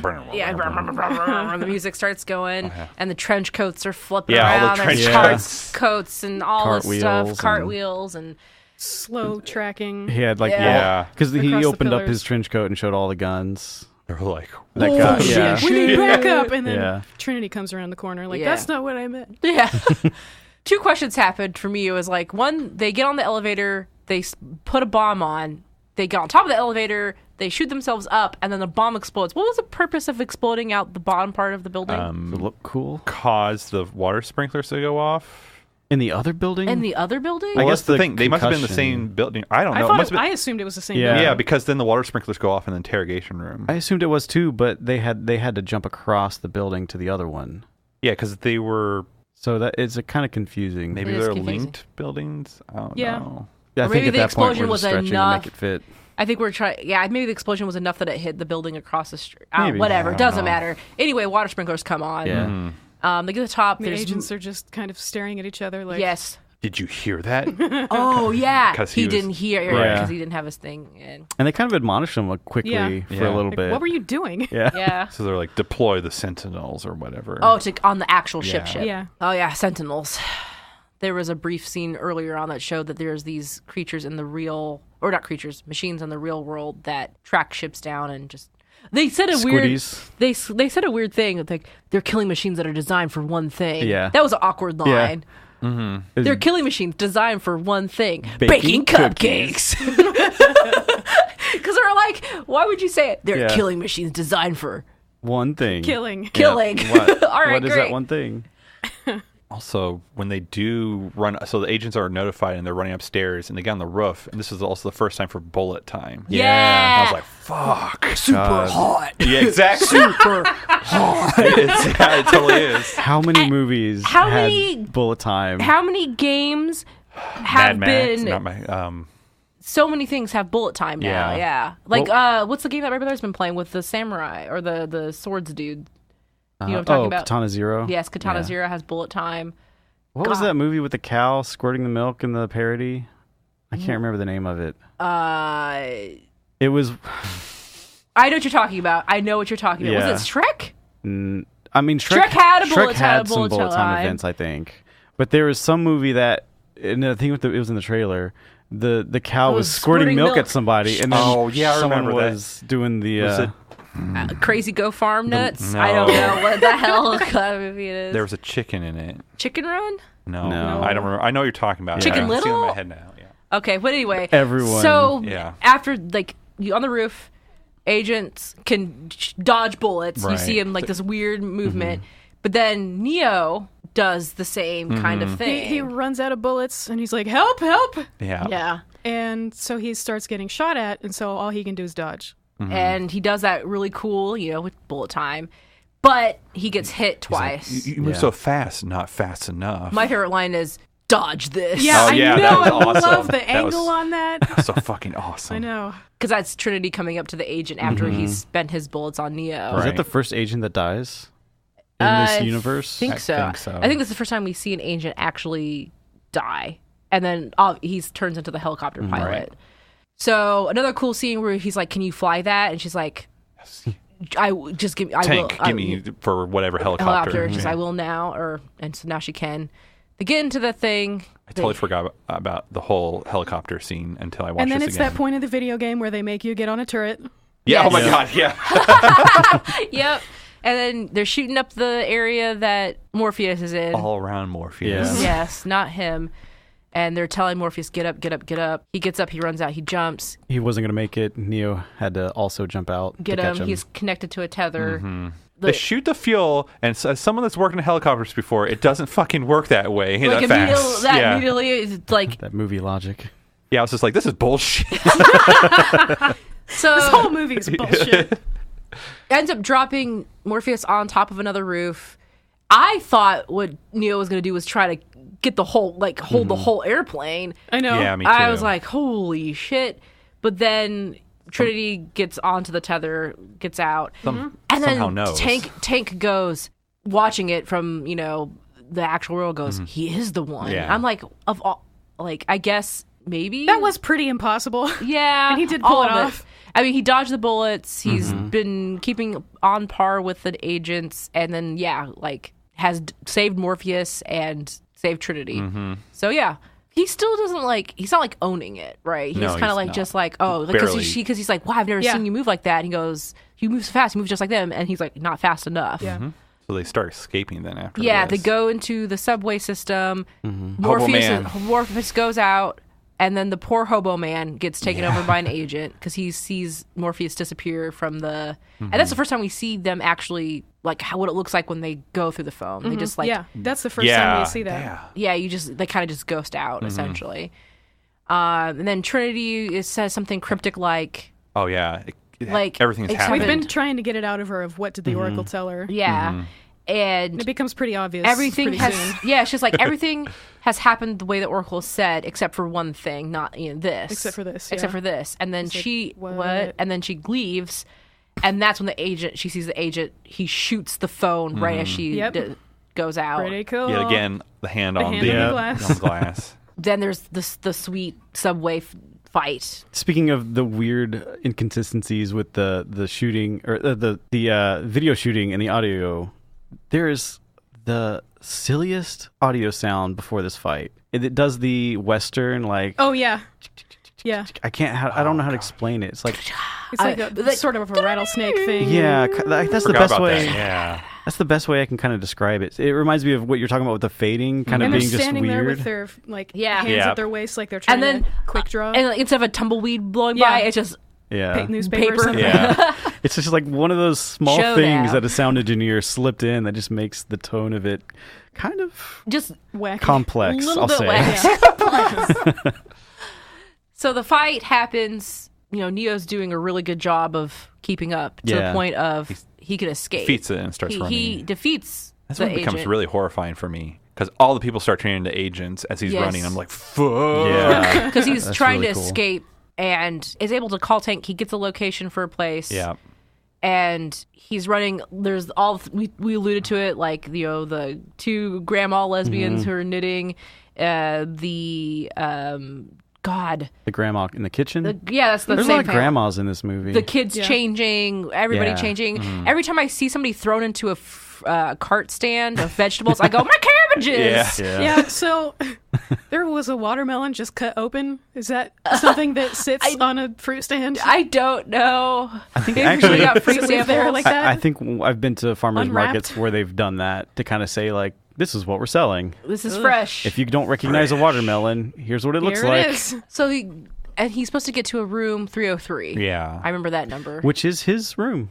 From 303 was his apartment? Was it really? Yeah. Oh. Nice. It was at least where Trinity was at the beginning. Gotcha. Yeah, because the placard, the number was definitely 303? shown before. Oh, you have to go in to get out. Oh, man. Also, while this is all happening, the Sentinels in the real world are making their way, and they're like, fuck! Right. Yeah, and they can't do the EMP. Right. Their only tool against the Sentinels is an electromagnetic pulse. And if they do that while Neo's still in the Matrix, they're going to lose him. Yeah. He opens we're 303. charging it. Yeah. That's a really cool climax of Yeah. having Yeah, you're like, on fuck. multiple fronts at the Yeah. same time. He opens 303. And there's an agent, because they alluded to the right agent there. earlier was just like, I think I'll go here. And then he says, dodge this. No, he No, but it would have been really cool Yeah. if he did. Yeah. Does he say something? No, he doesn't say Just anything at all. straight up He just unloads. Yeah. unloads it. One shot, I realization. was trying to count how many there were. How many rounds was that? A lot. At least I was five. like, how many 5 or are in 6. this gun? And then, he flatlines. Yeah, I was just like, fuck, I don't remember him dying. I didn't Yeah. either. Yeah, same. And then there's the whole, Trinity in the real life Yeah. being all, You can't Love. die because I love you. Right. With And the because- power of love, anything is possible. it's true. Machines don't understand love. And also, love conquers all. Sure. Even Okay. death. So he gets his heartbeat back. Yeah. Yeah. And Jesus Christ has risen. And then Neo wargs into yeah, the agent Yeah. and explodifies him from the inside It out. was pretty satisfying. it was pretty satisfying. Because he was doing things. He was already doing crazy things. Now he's way beyond that. Oh, bullet stop. yeah. That was important Yeah. too. That was love that. cool. And it was a reference to earlier on where what Morpheus was like, well, are you saying I can dodge bullets? And Morpheus was like, when you're ready, you won't don't have have to. to. And And then, that's the difference between what happens on the roof, which is he's still having to dodge. yeah. And then we get to see through Neo's eyes, and he's just seeing everything in code. Yeah. It's like sweeper vision, or like yeah. And then like when you cross your eyes just right for a magic eye image. there you go. Yes, Got it. Yes, I see it. Yes, it's perfect analogy. Yeah. That's great. And then The Sentinels are fucking up the ship during this whole time. Yep. yeah, they're about ready to die. Lasers. And then he picks up the phone right as they do the EMP pulse, and hooray! The Matrix is. Wait, no, not the Matrix is saved. The Matrix is in trouble. We're saved from the Matrix Yeah. It's a really good tease for the next movie. for what might be the next Yeah. movie, were it to happen. Yeah, exactly. He says some sort of like at the beginning they were on a phone call, like the opening intro to the movie. There's like a phone call between people. He does the same thing, Yes. kind of like a phone. with the computer. and then we see him standing on a street, and then he Superman's. He can fall. Yeah, that's Yeah. one thing I remembered was the music at the end that was basically Kashmir. Another very 90s, early aughts Yeah. song. Yeah. One thing I had on my notes as well is when Neo went into the agent after he came back alive, his face was not the greatest CGI and reminded me of Ghostbusters 2 with the artwork CGI as well. Their faces going, the painting. Yeah. It's just like, wow, the CGI did not age well. No. It reminded me of the Mummy with the scarab in the skin. Because he was crawling around the body just in the same way. Yeah. Oh, man. Very choice music. Yeah. Mm-hmm. Yeah, that was very tonal. Yeah, so I was surprised at how well I thought a lot of the effects held up. And I think it's because the way I understand it, Bullet Time isn't just the one scene, it's how it's filmed. It's like this big cylinder of 120 cameras in a green wall. Because I think the practical effects definitely hold up. Yeah, that's the thing. Like, something that I guess I had never thought about was that wasn't animated. Oh, the Bullet Time. That's why I wasn't really clear on what Bullet Time was, because I didn't know that was all film, that was all real. Yeah. And so that stuff holds up, but some of the animation is... Sentinel CGI I thought was pretty bad. Yeah. A lot of the real world stuff was like PS2 era CG. Yeah. Sure, why not? I mean, that's what it was. I mean, that's 1999. And Which is interesting because, I mean, the stuff on the computers, like in the screens, that didn't strike me as too dated, just because it kind of felt like, here's the technology that they would have had left. Yeah. So they're kind of cobbling together everything they have. Right. So that didn't really hit me as out of place. Yeah. They had some bad UIs in some of their... Yeah. Like, there was like a half-second delay between some of those button presses. The loading button specifically. Yeah. Yeah. I was like, oh, that looks painful to use. Another thing, so you know me, I watch featurettes on DVDs. When the helicopter smashes into the building and it's got like that ripple, that was practical. Yeah. Really? Yeah. What? They just slowed down. They said that they did research for months and months on what kind of glass would do that. Yeah. Right. We And were they did talking it. about What that. the fuck? We were watching with John. I didn't know it was possible. When we were watching with John, it's like, would glass do that? And we were like, yeah, it probably happened. It probably Especially if depends you on the type of glass and like how much glass there is. And That's really cool. Yeah. that is cool. Because we're like, well, if we want to see the ripple happen, you would just slow down the film and just... And if you have 120 cameras just sitting around, Yeah. you could probably capture enough frames. That's really cool. I figured something like that would happen. I didn't know it would be to that degree. That's really cool. Did they destroy a pretty sure helicopter? it's... Oh, yeah. I'm pretty sure it was practical because they were talking like they were sitting on this couch being like, we did the research for like 3 months, and I was like, you wouldn't do 3 months of research if you were just gonna animate it. Yeah, it looked really good. Yeah, that was crazy. That explains why it doesn't look so silly as the other stuff. And then I don't know, I just thought it was kind of funny that after that huge impressive shot, Trinity just kind of bumps up against the wall. It was Yeah, kinda cute. exactly. Like, all right, well, it's over. There was a lot of dust in this movie. Yeah. A lot of Dust. asbestos. I mean, it the looked dust like. is what Oh, gave yeah. them away when they were in the wall. Oh yeah, you definitely have lung cancer. And I think that was another big influence over, like, I think about when I played Perfect Dark after this game. Perfect Dark was just this movie. Even some of the level design was straight out of, like, the columns in that one building. But I just remember after this movie, there were so many examples of the particle effects in bullets. Just, like, so much destruction of walls. Became, like, this, kind of like this action movie porn kind of thing, where it's, like, that extra touch of, like, not just, like, squibs on people, but now just, like, things behind them just shattering. Impact. Yeah. The Matrix. Yeah. Is cool.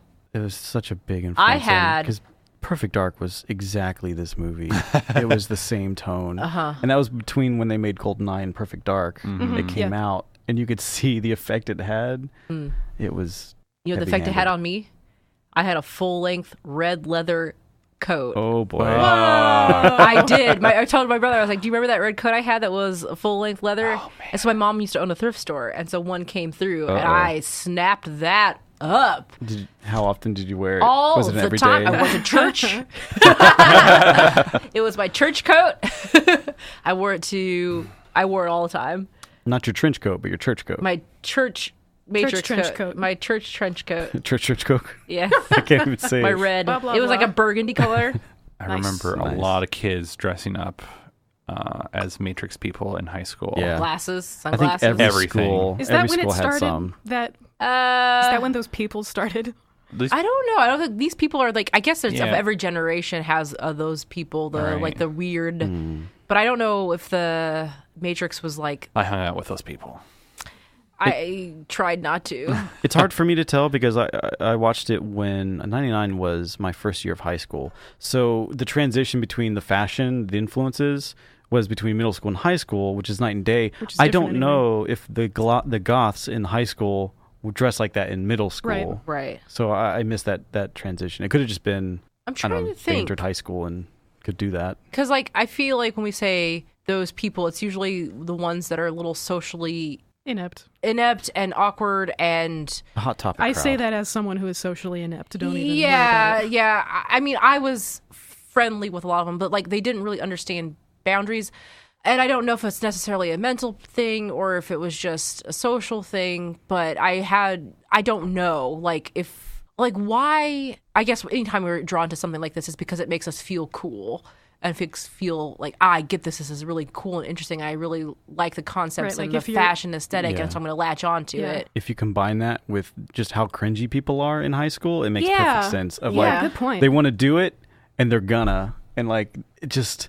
We wouldn't do that now because fun of either way. Because we'd be like, would I look weird in a red trench coat? But if you're a cringy teenager, you can be like, I'm going to wear a look red like Trinity because Trinity is cool. I don't know. I would be much more likely to wear weird shit now than I would have been in high school. Yeah, I don't know. It's a good point still. I mean, I didn't cosplay in high school. I'll tell you that. I do now. School's weird. Yeah, but do you cosplay every day when you go to... Yes. You don't go to... I guess we don't have a school... Right now. We don't have a school to go to. Like, our social thing now is going to work or going out in town. We don't have, like, this... We have Halloween stuff. This mass, everyday social environment to go into. Right, where it would be okay to wear... Right.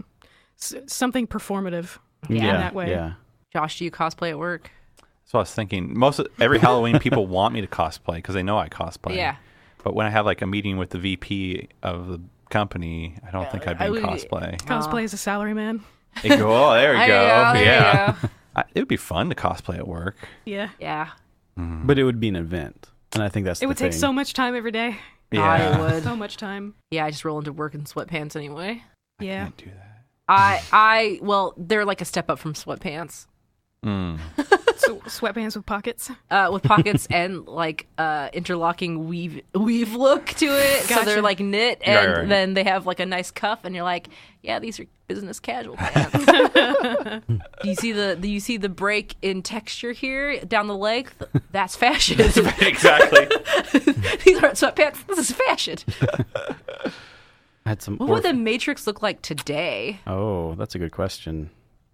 Tron? No. It would. I think what a lot of other films took from The Matrix was the idea of the 360-degree thing without having the physical capability of it, so it was all animation. So I think, unfortunately, it would probably be a lot of CG. Yeah. Because that's cheaper than having all those cameras. Yeah, just hire those... what's the team that made the tiger for... Life of Pi? Life of Pi. Just hire those guys and then fire them again. Hey, 'cause that's what they did when they made that movie. Yep. Wow. Yeah. Hired them. They all won awards, and then... Got fired. Yep, you guys can leave now. We don't need you. Wow.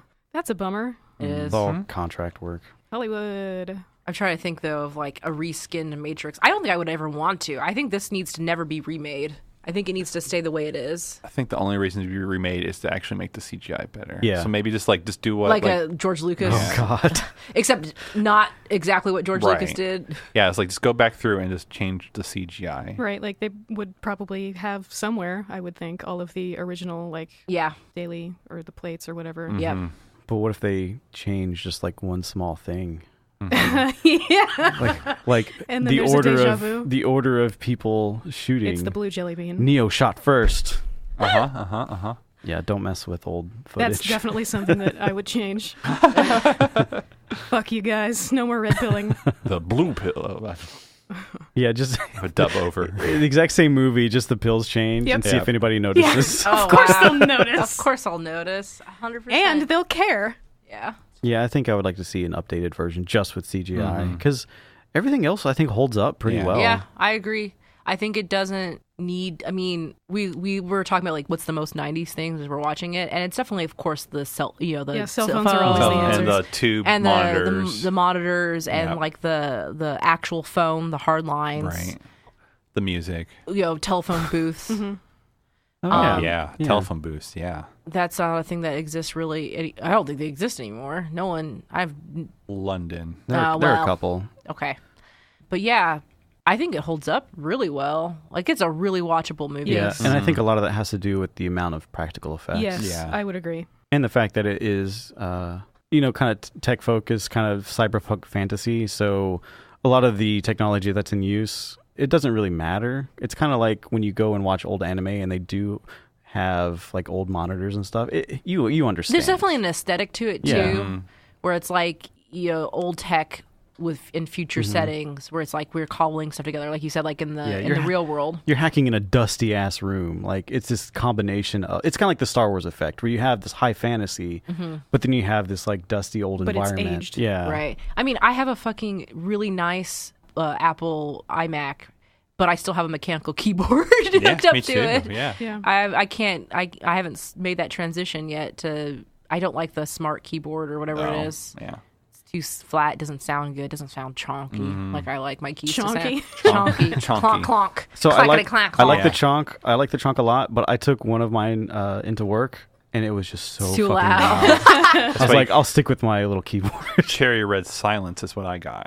There were new switches that came out. I was using browns, which are supposed to be super quiet, but I just have a really quiet which workspace. Ones do I have? You have blue. I have blue. Oh. I like that clonk. Clack, clack, clack, clack, clack, clack. I like to hear my words being formed. Yeah. Oh no, I brought my whites in. Whites are supposed to be quieter than browns, and those are still too get loud. the red ones then. The red silence are really good. That's Are what they I got. quieter than the whites? I think so. You can come tomorrow. You can try. Wait, Okay. tonight. Oh, is it tonight? Yeah. Oh, tonight. Game of Thrones. Sorry. I thought tomorrow was Sunday. Yes, you can come over later today. All right, I'll come over and press your buttons. All right. It's getting spicy. I have a couple of orphan notes. Stray. One was I really like that, this is a very philosophy-based movie. Yeah. Yes. I like that they specifically had the conflict of the philosophy through the characters, like through Cypher choosing to just reject reality in favor of being ignorant. And like they could have just had that discussion, but no, they had a character who was killing people. Yeah. And I like that the discussion was in that way in this action movie. It was really nicely well done. Yeah, there's a lot of heavy philosophy stuff where it's like, like I talked about earlier, it's like the whole perception of choice. Do you really have a choice? What are your choices and how you act upon them? Yeah, and I really like that. They did it in the right way of actually like acting it out rather than just explaining it or saying. Have you guys seen Bandersnatch yet? The Netflix thing? Okay. They did an interesting thing with choice. Interesting. It was a cool idea, and I think there's some gimmicky. There's some things about it that I didn't really like. It's false choice. It's like you try to do this, but then you get thrown back to later scenes, and there's not really an outcome for the choice that you actually chose. That's the problem with things like that, with like choose your own adventure books. Like, it's hard to do that in this kind of format. Right. That's why there's so many dead ends in Choose Your Own Adventure, where it's just like, oh, you died. You go through the left door now, and you'll live. Like, it's difficult to pull that off and still keep your suspension of disbelief up. Yeah. Rather than just kind of destroy it and I think frustrated. Also because if you know that you're being presented with these, like, this is what it is, you're going to want to go back and do those things. I think that's the conflict with Cypher. He made this choice. He knows what exists. He wants to go back. Yeah. And instead of just accepting this ending for himself. This reminds me of what Telltale did for Walking Dead, which upset people after the fact. It was a very choice-heavy game, but if you go back and you play it a second time, you realize that not much really changes by your choices. But when you're in the moment, it really feels like they have a huge effect. And that's kind of Kenny interesting. Will remember this. Yeah, that's kind of interesting to think about that now when it's like this illusion of choice, and then going back and see Matrix on top of that. Yeah. Same kind of concepts. The chef kiss. 2 chef kisses. Yes. That's the official rating. Yeah.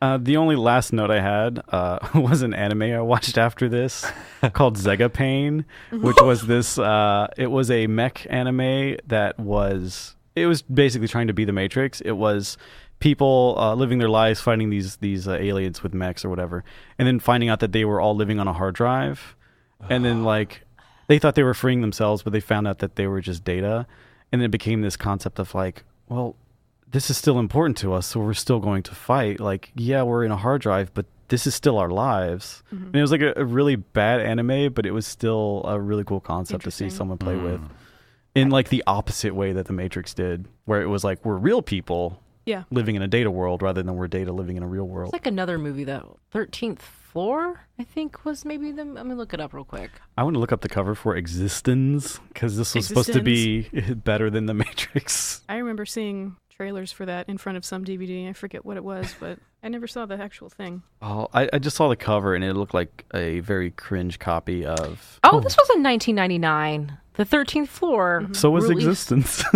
Was it really? Yeah. I guess we were really struggling with the concept of simulation reality, because this is like a man awakens to discover a bloody shirt in his house and his boss murdered the night before. Did he do it? Why can't he remember? The 13th Floor is a sci-fi thrill that explores the ominous possibility of computer-simulated universes where people only believe they are real. What was up with 1999? I also got very Fight Club vibes off of some of the aesthetic and even some of the framing and how the cameras moved. And I don't know if Grit was just in. Grit and anti-tech corporate culture. Yeah, yeah. That was the year when people started becoming more and more aware of computers, of the tech world. Yeah, because like that was the like golden era of America Online. This and is stuff all like that. actually going to affect us. This is probably the year where people learning that there are actual URLs to type into and not just AOL keywords. But that was all the notes I had. Nothing else is orphaned. You were talking about the practical effects. And I think part of why it would still work is because the actors spent so long training physically, month and month of actual kung fu. So like the camera could pull back, you know, it wasn't spliced up into little pieces because they were all actually, you know, fighting together. Yeah, I can't believe I didn't even mention it, but like the choreography in this movie is fantastic. Fucking incredible. I know. And this whole time we've been talking about the podcast, I haven't even mentioned the choreography. It's great. It's amazing. Yeah. Hand combat. Yeah, I was thinking about it. That scene in the dojo, I guess. Yeah, that was a great scene. It was such a good character interaction between those two because he's trying to pull it out of him. Yeah. And he's being like a really cool sensei. I don't know what those words are in kung fu terms. I don't know either. I mean, they just didn't have to stop anything. They didn't have to film very carefully to leave a stuntman's face out. I know there's stuntmen listed, but of course they're going to be. Sure. For falls and stuff, I'm sure. There was one shot where I was definitely like, that's a stunt person. I forget what scene, but there's this one time where I was just like, for sure a stunt person. But I agree, like all the other times it's like, oh yeah, they're just going. What are the other movies Wachowskis have done? The only one I can think of is Racer. Speed Racer, which I love. Speed Racer's pretty great. That's probably my second favorite, because I would call Matrix my favorite Wachowski movie. I think they also did Sense8. I never saw that. My mom loves it. I only asked that question so I could talk about Speed Racer and how much I love it. Okay, yeah. That's fair. Oh, it was, are they big anime fans? Because there seems to be like a lot of Ava and Ghost in the Shell in this movie. They specifically say they would choose framing that is like a manga, or like they specifically pointed to the dodge this with Trinity. Yeah, no, that was a great. The foreshortening kind of, yeah. But yeah, that's good to know, because I wondered about why would anybody make a Speed Racer movie other than someone who's a big fan of... Yeah, they were for sure. That's cool. So I guess we can come back around to what's the thing, the event or scene or line that is the distillation of how this film is represented in your head. Like when you hear The Matrix, what is that snap? Like we said earlier, it's for me the scene where you're being presented with a choice and then the pills are being held out through his glasses. Yeah. That's like... That is the Matrix to me. Through the glasses, definitely, specifically that shot, definitely that.